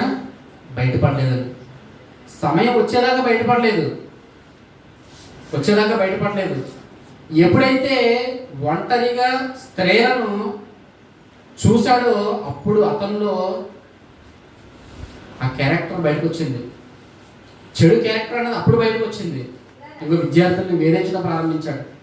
అప్పుడు మీరు అడిగితే, అంటే మా మాస్టరు చాలా మంచోడండి, కానీ ఎలా ప్రవర్తిస్తాడని ఎప్పుడు కూడా మేము అనుకోలేదు అంటారు. చాలామంది ఇదే చెప్తారండి. పోలీస్ డిపార్ట్మెంట్లో కానివ్వండి, కలిసి పనిచేసిన వారు కానివ్వండి, ఏం చెప్తారు తెలుసా? ఏంటి చాలా మంచోడని అనుకున్నామండి, అందుకే ఇల్లు అతికిచ్చామండి, అందుకే అతనితో కలిసి ఉన్నామండి, అందుకే డబ్బు అప్పించానండి, అందుకే నేను సీటు కట్టానండి, నేను అందుకే అతను కూడా తిరిగానండి, మంచోడు అనుకున్నానండి, ఇలా చేస్తాడని నేను ముందుగా ఊహించలేదండి అని చెప్పి సమాధానం చెప్తూ ఉంటారు. ఎందుకు ఇవన్నీ ఎందుకు చెప్తుంటారు? ఎందుకంటే ఆ ఫలం ఏంటో వారు రుచి చూడకపోవడం వలన. పైకి ఎలా ఉన్నాడు? మంచిని ధరించుకుని చెడును లోపల పెట్టుకుని బ్రతుకుతున్నాడు. మంచిని ఎక్కడ ధరించుకున్నాడు? పైన ధరించుకున్నాడు. మంచి అనేటువంటి వేషాన్ని వేసుకుని లోపల చెడును నింపుకుని ఇగో ఈ మనుషుల మధ్యలో బ్రతుకుతున్నటువంటి ఎందరో మనుషులు ఉన్నారు. వారిని ఎలా గుర్తుపెట్టగలం మనం? ఇంకో ఆ సమయం వచ్చేదాకా కూడా వారి ఫలముల వలన వారు బయటకు వస్తేనే కానీ గుర్తుపట్టలేకపోతున్నాం. ఈరోజు బోధలో ఒక బోధకుని మనం ఎలా గుర్తుపట్టాలి? వారి ఫలములను అవి చూస్తున్నారు మీరు? ఆ ఫలాలను చూస్తున్నారా మీరు? ఆ ఫలాలని చూసి అతడు మంచివాడు చెడువాడు, అతడు మంచి బోధకుడు చెడ్డ బోధకుడు, దుర్బోధకుడు మంచి బోధకుడు అన్న విషయాన్ని మీరు నిర్ధారించుకోవాలి. ఎప్పుడు తెలుస్తుంది? ఫలాలు ఎప్పుడు బయటకు వస్తాయి? చెట్టు వేసిన ఎప్పుడు వచ్చేస్తాయండి ఫలాలు? ఎప్పుడు వస్తాయంటే ఫలాలు ఎప్పుడు బయటకు వస్తాయి? చెట్టు వేసిననే కాయ రాదు. ఒక వ్యక్తి దగ్గరికి వెళ్ళిన తర్వాత ఆ వ్యక్తి ఎలాంటి లక్షణాలు కలిగిన వాడో నీకు తెలియదు. మరి ఎలాగయ్యా అంటే కొంతకాలం అతనితో కలిసి నువ్వు జర్నీ చేయాలి. అతనితో కలిసి జర్నీ చేయాలి. చెట్టు నాటం, మొక్క తెచ్చుకున్న నాటం, అదేమవ్వాలి? పెద్ద చెట్టు అవ్వాలి. ఆ చెట్టుకు ఇదిగో పూత రావడం ప్రారంభిస్తుంది. ఇగో పూత పిందిగా మారి పిందె మళ్ళీ కొంతకాలానికి ఇగో ఒక మంచి కాయగా పొండుగా మారి మన కళ్ళ ముందుకు వస్తుంది. అప్పుడు నువ్వు తిని అప్పుడు ఏం చెప్పాలి? అప్పుడు చెప్పాలి టేస్ట్ ఏమని? ఎండి చెట్టు చాలా మంచిదండి. ఎన్ని చెట్ల గురించి చెప్పగలుగుతున్నాం? ఇలాగ ఎంతమంది బోధకుల గురించి చెప్పగలుగుతున్నాం? అంత మంచిగా ఉన్నటువంటి కనిపిస్తూ ఈరోజు ఎవరు అసలు ఎవరు డూప్లికేట్ నిర్ణయించుకునేటువంటి పరిస్థితుల్లో ఉన్నాం. కాబట్టి ఏ మాట పడితే ఆ మాట వినకండి. జాగ్రత్త పడండి. పాముల వలె వివేకంగా ఉండండి. పాముల వలె నిష్కపటంగా ఉండండి. పాముల వలె నిష్కపటంగా ఉండండి. వినే ప్రతి మాట కూడా మీరు వినేసి మోసపోవద్దు. మరి ఫలాలను చూడండి, మాటలను కాదు. ఎందుకంటే మాటల వలన బోల్తా కొట్టించేసేవారు చాలా మంది ఉన్నారండి. ఎలా కొట్టించేస్తారు? బోల్తా ఎక్కడ కొట్టిస్తారు? మాటల్లోనే. నిజంగా వాళ్ళు చెప్తూ ఉంటే మర్చిపోతారండి. నిజంగా ఇతడా ఇంత చక్కగా చెప్తున్నాడా, ఇంత వివరించి చెప్తున్నాడా, నిజంగా ఇతడు అసలు దేవుని ఆత్మ లేకపోతే ఈ మాటలు చెప్పలేడండి అనే అనిపించేటట్టుగా ఉంటాయి. అందుకే పౌలు అన్నాడు, ఎవరు మిమ్మల్ని తీయని మాటల చేత మోసపరుచుకున్నట్లు మీరు జాగ్రత్తగా ఉండండి. కొరింథీయులకు రాసినటువంటి రెండవ పత్రిక 11వ అధ్యాయం 13వ వచనం అండి. కొరింథీయులకు రాసినటువంటి రెండవ పత్రిక 11వ అధ్యాయం 13వ వచనం అండి. ఏలయనగా అట్టివారు క్రీస్తు యొక్క అపోస్తలుల వేషము ధరించుకున్న వారై ఉండి దొంగ అపోస్తలులు అంట. మళ్ళీ బ్రాండ్ ఏంటి? క్రీస్తు అపోస్తలులు. ఇంకో యేసుక్రీస్తు కూడా ఉన్నవారండి. యేసుక్రీస్తు కూడా నడిచిన వారు క్రీస్తు అపోస్తలులు. ఇంకో యేసుక్రీస్తు నేర్పిన వారు, ఆయన మాటలు ప్రకటించేవారు అపోస్తలులు. ఇంకో యేసుక్రీస్తు చేత పిలువబడిన వారు అని పిలిపించుకుంటూ ఎలా ఉన్నారంట? బ్రాండ్ అయితే ఇది ఉంది, కానీ వారి ఫలములు ఎలా ఉన్నాయి? దొంగ అపోస్తలులు, మోసగాళ్ళమైన పనివారునై ఉన్నారు. ఎలా ఉన్నారు? పేరేమో అపోస్తలులు, కానీ వారు చేసే పనులు ఏంటి? మోసగాళ్ళు, దొంగ అపోస్తలులు అన్నాడు పౌలు గారు. వీళ్ళు దొంగ అపోస్తలులు ఉన్నారా మొదటి కాలంలోనే? అయ్యయ్యో, వీరి పని ఏంటో తెలుసా? మోసపరచడమే. సంఘంలో ఉన్న వాళ్ళని మోసపరచడం, మంచి విశ్వాస పనులను మోసపరచడం, నీతిగా నడుచుకునే వాళ్ళని మోసపరచడం, ఈ సంఘాన్ని అంతటినీ కూడా గలిబిలి చేసి ఏం చేయాలి? ఇంకో ఈడ్చుకుని వెళ్ళిపోవాలి. అటువంటి శిష్యులు ఎప్పుడు బయలుదేరారు? ప్రారంభ కాలంలోనే బయలుదేరారు. దొంగ అపోస్తలులండి, దొంగ ప్రవక్తలండి, అబద్ధ బోధకులండి, వీళ్ళందరూ అప్పుడే బయలుదేరారండి. మరి వీరిని ఎలా గుర్తించారండి? అది చెప్తున్నాడు. ఇది ఆశ్చర్యం కాదు. చెప్తుంటే విషయాలు ఆశ్చర్యంగా ఉందా? ఇది ఆశ్చర్యం కాదు. ఎందుకు ఆశ్చర్యం కాదు? సాతాను తానే వెలుగుదోత వేషం ధరించుకున్నాడు. సాతాను ఏం చేశాడు? ఎక్కడికి వచ్చాడు? వెలుగుదోత వేషం ధరించుకున్నాడు. అంటే దేవుడు వెలుగై ఉన్నాడు. దేవుడు వెలుగై ఉన్నాడు. ఆయన ఎందుకు చీకటికి ఎంత మాత్రం స్థానమో లేదు. ఇప్పుడు ఇతడు వెలుగుగా ఉండాలని ప్రయత్నిస్తున్నాడు, వెలుగుగా ఈ ప్రపంచానికి చూపించుకున్నాడు. అంటే దాని అర్థం ఏంటో తెలుసా? దేవుడు స్థానంలోనికి ఎవడొచ్చాడు? సాతాను వచ్చాడు. సేవకుడి స్థానంలోనికి ఎవడొచ్చాడు? దొంగ అపోస్తలుడు వచ్చాడు, దొంగ ప్రవక్త వచ్చాడు, అబద్ధ ప్రవక్త వచ్చాడు. జాగ్రత్తగా ఆలోచించండి. దేవుడి స్థానంలోనేమో సాతాను వచ్చి కూర్చున్నాడు, బోధకుడి స్థానంలో వచ్చేమో అబద్ధ బోధకుడు కూర్చున్నారు. ఇది ఆశ్చర్యం కాదు. ఇది ఆశ్చర్యం కాదు.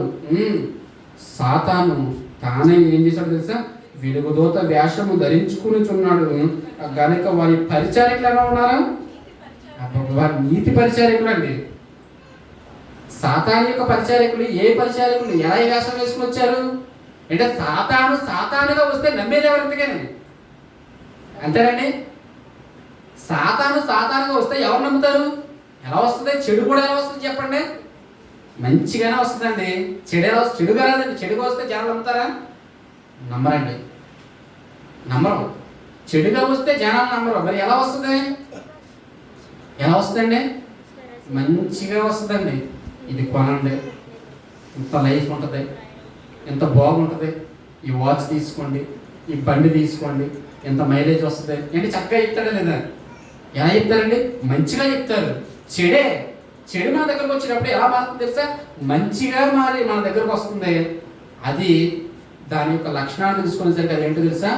చెడు. సాతాను వెలుగులోక వేషం ధరించుకున్నాడు. వాడి పరిచారకులను నీతి పరిచారకుల కింద వేషం ధరించుకుంటే ఇప్పుడు అసలైంది ఏది? డూప్లికేట్ ఏది? అసలైంది ఏది? డూప్లికేట్ ఏది? ఆలోచించారు ఎప్పుడైనా? నిజమేంటి, అసత్యం ఏంటి? జాగ్రత్తగా ఆలోచన కలిగి ఉండాలండి. ఈ విషయాలన్నీ ఎందుకు మిమ్మల్ని హెచ్చరిస్తున్నానంటే, ఎందుకు ఈ విషయాలు మీకు చెప్పవలసినటువంటి అవసరం ఏర్పడుతుందంటే, మీ విషయంలో మీరు పూర్ణమైనటువంటి జాగ్రత్త కలిగి ఉండాలి.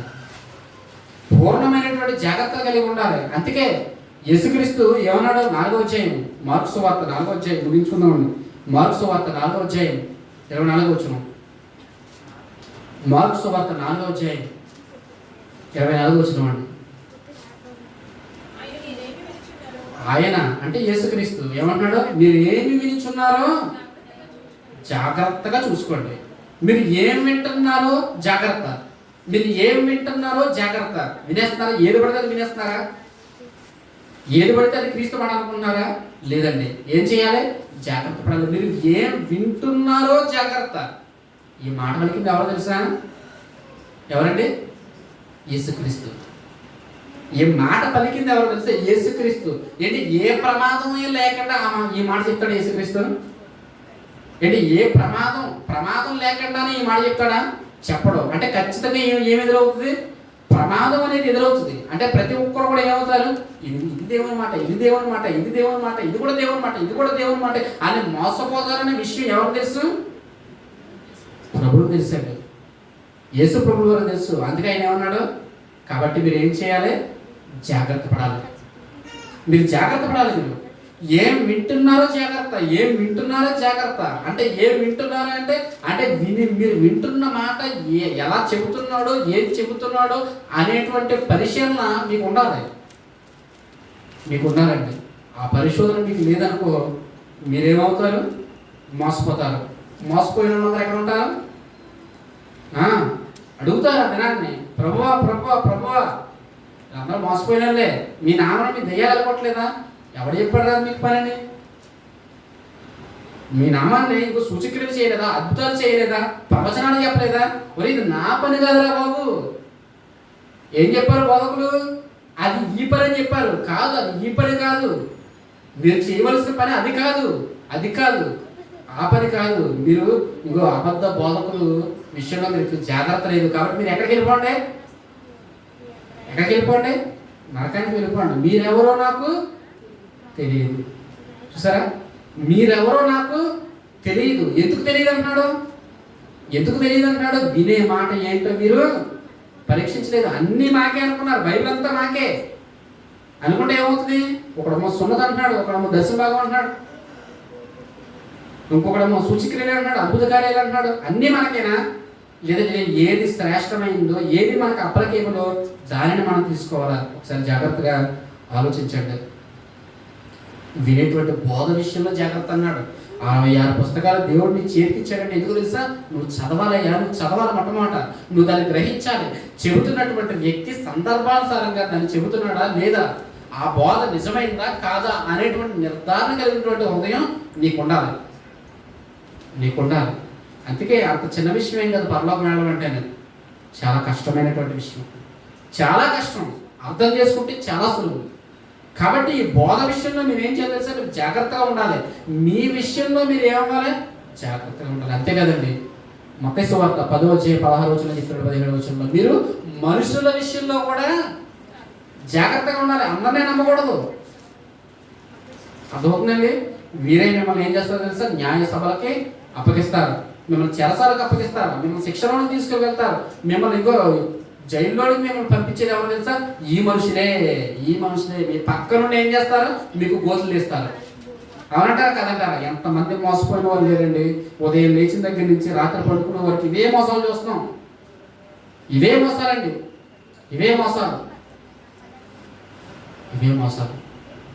ఎవరో మోసం చేయట్లేదంటే మనిషి సాటి మనిషిని మోసం చేస్తున్నాడు. మొన్న న్యూస్ విన్నాను, ఒక పాప ఆన్లైన్ క్లాసులు వింటుందంట. ఒక పాప ఆన్లైన్ క్లాసులు వింటుంది మొబైల్లోని. చిన్న యాడ్ వచ్చిందంటండి, యాడ్ క్లిక్ చేసిందంట. అంతే, అకౌంట్లో ఉన్నటువంటి 1,00,000 రూపాయలు ఎగిరిపోయినాయి. అకౌంట్లో ఉన్నటువంటి 1,00,000 రూపాయల పైన. పాప అతను రైతు కుటుంబం, అది ధనవంతులు కూడా కాదు, రైతు కుటుంబం. ఎన్ని సమస్యల్లో ఉండుంటాడండి. చదువుకుంటున్నటువంటి బిడ్డకు తెలియక యాడ్ వస్తే దాని మీద నొక్కితే ఏం జరిగిందో తెలుసా? ఇంకో అకౌంట్లో ఉన్న డబ్బు అంతా కూడా ఎగిరిపోయింది. మోసం కదంటారా? ఎవరు మోసం చేశారు? అందుకని మనిషిని వేరే జంతువు వచ్చి మోసం చేయట్లేదు. మనిషిని ఎవరు మోసం చేస్తున్నారు? మనిషే మోసం చేస్తున్నాడు. కాబట్టి ఏమన్నాడు దేవుడు? యేసుక్రీస్తు ప్రభువు వారు ఏమన్నారు? మీరు మనుషుల విషయమై జాగ్రత్తగా ఉండండి బాబు. కుక్కలతో కాదు మీకు జాగ్రత్త, పులులతో కాదు జాగ్రత్త, ముసలితో కాదు జాగ్రత్త, సింహంతో కాదు జాగ్రత్త. ఎవరితో మీకు జాగ్రత్తగా ఉండాలి? మీరు మనుషుల విషయమై జాగ్రత్తగా ఉండండి. బోధకుల విషయంలో ఇంకా జాగ్రత్తగా ఉండండి. ఇంకా ప్రమాదం, మీ ఆత్మకు ఇంకా ప్రమాదం. బోధకుల విషయమై ఇంకా జాగ్రత్తగా ఉండాలి. మనుషుల విషయంలో ఇంకా జాగ్రత్తగా ఉండాలి. జరుగుతున్నటువంటి పరిణామాలు అన్నిటిని చూస్తే జాగ్రత్త. ఎప్పటి వరకునయ్యా ఈ జాగ్రత్త అయ్యాక నువ్వు పోయే వరకుని. చూడండి, పేతురు రాసినటువంటి 2వ పత్రిక 3వ అధ్యాయం 11-12 చూసుకుని ముగించుకున్నాం. పేతురు రాసినటువంటి 2వ పత్రిక 3వ అధ్యాయం 11-12 ఇవన్నీ ఇట్లు లయమైపోవునవి కనుక ఆకాశములు రవులుకుని లయమైపోవునట్టు, పంచభూతములు మహావ్యాండ్రముతో కరిగిపోవునట్టు దేవుని దినపు రాకడ వరకు కనిపెట్టుచు. జరుగుతున్న పరిస్థితులన్నీ చూస్తే నీకేమర్థం అవ్వాలి? అంతం సమీపంలో ఉంది. భూమి అంతం సమీపంలో ఉంది. జరుగుతున్నటువంటి సూచనలు బట్టి, ఇంకో మనుషుల మీదకి వస్తున్నటువంటి ఉపద్రవాలను బట్టి, భూమి మీద కలుగుతున్నటువంటి మార్పులను బట్టి, ఆకాశంలో కలుగుతున్నటువంటి మార్పులను బట్టి మీరు అర్థం చేసుకోవాల్సింది ఏంటో తెలుసా? ప్రభువు రాకడ సమీపముగా ఉన్నది. ఆ దినము కొరకు మీరేం చేయాలంట? ఆశతో అపేక్షించు, మీరు కనిపెట్టుకునొచ్చు. మీరు పరిశుద్ధమైన ప్రవర్తనతోనూ భక్తితోనూ ఎంతో జాగ్రత్త కలిగిన వారై ఉండవలెనని బ్రతిమాలుకునిచున్నాడంట. ఎవరు? పేతురు గారు సంఘాన్ని బ్రతిమలాడుతున్నట. బాబోయ్, ఎంతో జాగ్రత్తగా మీరు ఉండాలయ్యా, మీరు ఉండాలి. ఆ లోకానికి వెళ్ళాలంటే ఎంతో జాగ్రత్తగా మీరు ఉంటేనే కానీ ఆ లోకానికి మీరు వెళ్ళలేరు.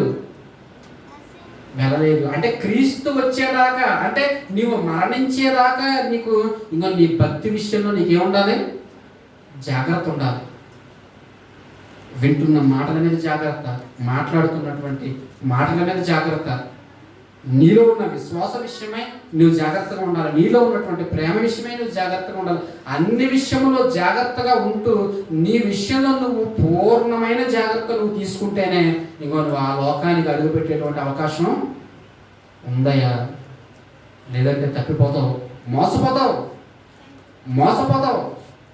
మోసపోయి ఒక నిర్జీవుడిగా మిగిలిపోతావు. ఆనాడు దేవుని కాళ్ళ వేళ్ళ పడినా సరే దేవుడు కనికరించేటువంటి పరిస్థితులు ఉండవు. ప్రభువా నేను మోసపోయాను ప్రభువా అని చెప్పుకోవడానికి లేదు. అన్ని నీ చేతికి ఇచ్చాడు. నీ దగ్గర జ్ఞానం ఇచ్చాడు, నీకు వాక్యం ఇచ్చాడు, నీకు దాన్ని పరిశోధింపజేసే బాప్తిసం పొందితే ఆ లేఖనాలను పరిశోధించడానికి పరిశుద్ధాత్మను సహాయం ఇచ్చాడు. ఇంకేం కావాలి? ఇంక నీకు అన్నీ నీ చేతికి ఇచ్చిన తర్వాత నేను మోసపోయాను అని చెప్పడం ఎంతవరకు కరెక్ట్ అయ్యా? ఎంతవరకు కరెక్ట్? ఒప్పుకోడు దేవుడు. అపవాదికి మన దూతలకు సిద్ధపరచబడినటువంటి నిత్యాగ్నిలోనికి పొండి అనేటువంటి మాట మీరు వినాలి. కాబట్టి జాగ్రత్త పడండి. బోధకుల విషయమే జాగ్రత్త పడండి, బోధ విషయమే జాగ్రత్త పడండి, మనుషుల విషయమే జాగ్రత్త పడండి. మీ భక్తి విషయంలో మీదే పూర్ణమైనటువంటి జాగ్రత్త. అటువంటి జాగ్రత్తలు కలిగి మీరు లోకంలో ఎంతో భక్తితో, ఓర్పుతో, సహనంతో మీరు బ్రతికితే ఆ నిత్యరాజ్యానికి చేరుకునేటువంటి అవకాశం కలుగుతుంది. కళ్ళు మూసుకొని ప్రార్థన చేస్తున్నాం. పరలోకమున్న మా కన్న తండ్రి, నాయన ఇదిగో తండ్రి, ఈ ఉదయకాల సమయంలో మీరు ఇచ్చినటువంటి మాటలను బట్టి మమ్మల్ని ఎంతోమంది తండ్రి నిర్లక్ష్యంగా బ్రతుకుతున్నటువంటి తల్లి నీ మాటల చేత మమ్మల్ని హెచ్చరించినందుకు మమ్మల్ని తండ్రి. నీ పిల్లలు తండ్రి నీ మాటలు విన్నారు, మా అందరికీ కూడా నీ మాటలు వినిపించారు తండ్రి. ఆయన విన్నటువంటి మాట ప్రకారం మా జీవితంలో తండ్రి మేము బ్రతకగలిగేటువంటి భాగ్యాన్ని దయచేయండి. ఏది మంచో ఏది చెడో మేము గ్రహించడానికి నీ జ్ఞానాన్ని మాకు దయచేయండి తండ్రి. వారి ఫలముల వల్ల మీరు వారిని తెలుసుకుందరని మీరు సెలవిస్తున్నారు తండ్రి. అది తండ్రి ఆ ఫలం బయటకు వచ్చేంత వరకు తండ్రి మేము గుర్తించలేకపోతున్నాం తండ్రి నాయన. కాబట్టి జాగ్రత్తగా ఉండి నాయన ఈ బోధను కాపాడుకుంటూ మీరు ఇచ్చేటువంటి ఆజ్ఞలు, మాటలు తండ్రి మేము పాటించేటువంటి భాగ్యాన్ని దయచేయండి ఆయన. ఇవ్వనైనా నీ కుమారుడైన యేసుక్రీస్తు రాకడ వరకు కూడా ఎంతో ఆశతో ఎదురు చూడమని తండ్రి ఎదురుగా జ్ఞాపకం చేస్తుంది. ఎంతో జాగ్రత్త కలిగి ఉండాలని ఆయన తండ్రి నాయన జ్ఞాపకం చేస్తూ ఉన్నారు తండ్రి. ఆయన విన్నటువంటి మాటలను బట్టి ఆయన సాతాను తండ్రి మీ ఘనతను గమనించడానికి మీ స్థానంలోకి వచ్చి కూర్చున్నారు తండ్రి. వారి పరిచారకులు తండ్రి ఇదిగో తండ్రి వేషం ధరించుకుని బోధకుల రూపంలో మారిపోయారు తండ్రి. ఆయన వారందరినీ మేము కనిపెట్టి వారి విషయంలో మేము జాగ్రత్తగా ఉండి మీ చిత్తాన్ని నెరవేర్చేటువంటి పిల్లలుగా మేము ఉండడానికి ఆయన సంఘం మీది కనుక క్రీస్తు దాన్ని రక్షించుకున్నాడు కనుక తండ్రి ఆయన ఈ మందన గురించి మా మట్టుకు మేము జాగ్రత్త కలిగిన వారమై ఈ భక్తి జీవితాన్ని కొనసాగించుకున్నటువంటి అవకాశాలు దయచేయండి. మరణాన్ని కృప ద్వారా మరణ తరగతులు, ఆరాధన కార్యక్రమాల ద్వారా ఆయన మరెన్నో సంగతులు మేము నేర్చుకుంటూ మా భక్తి జీవితాన్ని మేము మేలుకొలిపేటువంటి అవకాశాన్ని తండ్రి మాకు దయచేయండి తండ్రి. మా కుటుంబాన్ని జ్ఞాపకం చేసుకోండి. చిన్నపిల్లలు ఉన్నారు, వారిని మాటలు చెప్పడానికి నేను చిత్తానుసారమైనటువంటి మనసును వరకు దయచేయండి. వారి అల్లరిని ఆటపాటలు తీసివేసి తండ్రి నాయన మంచి నాయన నడవడిక వారికి దయచేయమని నాయన బాలుడైన సమయంలో నాయన ఎలాంటి ఎదుట బ్రతికాడు తండ్రి, బాలుడైన యేసుక్రీస్తు ఎలాంటి ఎదుట బ్రతికాడు తండ్రి, అతి రీతిగా నాయన ఈ పిల్లలు నీ సన్నిధిలో వర్తినడానికి నీకు కొంచెం దయచేయండి. బుద్ధులు ఉన్నారు జ్ఞాపకం చేసుకోండి నాయన. ఇంకో సంఘాలుగా కుటుంబాలుగా ఉన్న ఈ పిల్లలందరినీ కూడా జ్ఞాపకం చేసుకోండి. ఈ మాటల ద్వారా నాయన వారిని బలపరచండి. భవిష్యత్తులో మేము ఏ కార్యక్రమాలు చేయాలో మీరే మాకు నిర్ణయించి తెలియచేయండి. సమస్తమైనటువంటి ఘనత, మహిమ, ప్రభావం మీకు మాత్రమే ఆలోచించుకోండి. యేసుక్రీస్తు వారి యొక్క ఉన్నతమైన నామని ప్రార్థన చేస్తున్నాను మా పరమ తండ్రి. ఆమేన్.